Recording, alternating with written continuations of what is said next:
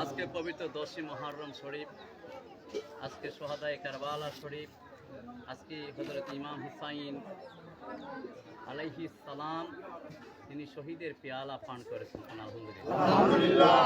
আজকে শহীদের পেয়ালা কিভাবে পান করলেন?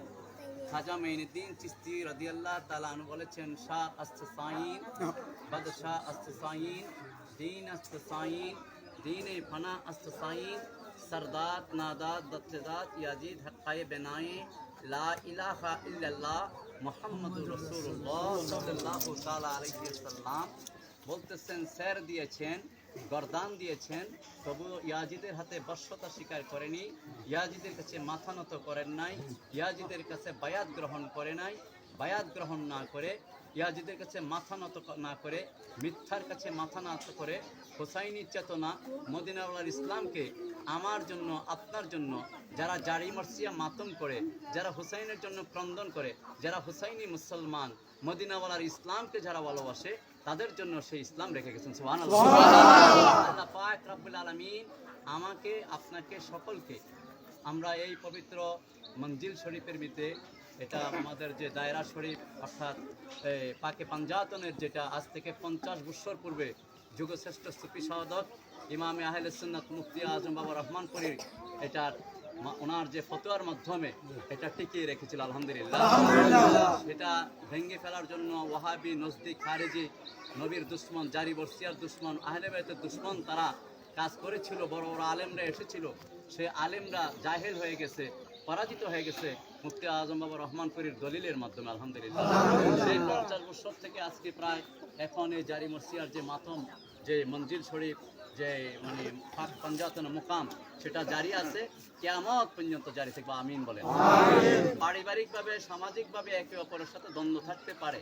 কেউ যদি কোনো এই মুকাম থেকে সরে গিয়ে অন্য জায়গায় মুকামের সৃষ্টি করে বা অন্য জায়গায় মুকাম করে, তাহলে তাদের এই জিনিস কখনো আল্লাহ দরবারে কবুল হবে না। আসতে বলে আল্লাহ দরবারে কবুল হবে না। কারণ এই ঝগড়া, জাতি, ফিতনা, ফ্যাসাদ আমার আপনার ভিতরে 2 দিন 3 দিন থাকবে, এরপরে সমাধান হয়ে যাবে। কিন্তু জারি মর্সিয়ার যে আপনারা জারি মর্সিয়ার জন্য আলাদা কিছু করতে থাকেন, চেষ্টা করেন কোনো না কোনোভাবে, আল্লাহ না করুক, তাহলে সেটা আল্লাহর দরবারও আপনারা মানে আল্লাহর দরবারে আপনারা কি হবেন? বিচারের কাঠগড়া দাঁড়াবেন আহলে বাইতের দরবারে। এমনি যদি করেন সেটা অন্য ব্যাপার। কিন্তু যেহেতু আমাদের পার্শ্ববর্তী এখানে আছে বাবা রহমানপুরী আজ থেকে 50 বছর আগে যেটা করে গিয়েছেন, প্রতিষ্ঠিত করেছেন ফতোয়ার মাধ্যমে, দলিলের মাধ্যমে, সেটা আছে, থাকবে কিয়ামত পর্যন্ত। আমরা যেন সকলে একে অপরের সম্পূরক হয়ে, আত্মার আত্মীয় হয়ে, তরিকতের ভাই এবং আহলে বায়াতের গোলাম হয়ে, আমাদের ইমানি চেতনা নিয়ে আমরা পাক পাঞ্জাতনের আসনে বসে, এই মানে মঞ্জিল শরীফে বসে যেন আমরা জারি মর্সিয়া মাতম করতে পারি, আমাদের ইমান পরিশুদ্ধ হতে পারে মুর্শিদ বাবা রহমানপুরী উসিলায়। সবাই আমিন। আর আল্লাহ পাক রব্বুল আলামিন যেন আমরা হুসাইনি চেতনায় বিশ্বাসী হয়ে বাকি জিন্দেগি আমরা শুরু করে আমাদের ভবিষ্যৎ যারা প্রজন্ম হবে, প্রজন্মের পর প্রজন্ম হবে, হবেনি না হবে না, এই প্রজন্মের পর প্রজন্ম তারাই যেন দায়িত্ব নেয়, আমাদের মধ্যে যেন এজিদি মুসলমান জন্ম না হয়। তবে আমাদের রক্ত যত হুসাইনি রক্ত, আমাদের হুসাইনি রক্তের মধ্যে অবশ্যই একটা না একটা হুসাইনি চেতনা বের হবে। আলহামদুলিল্লাহ।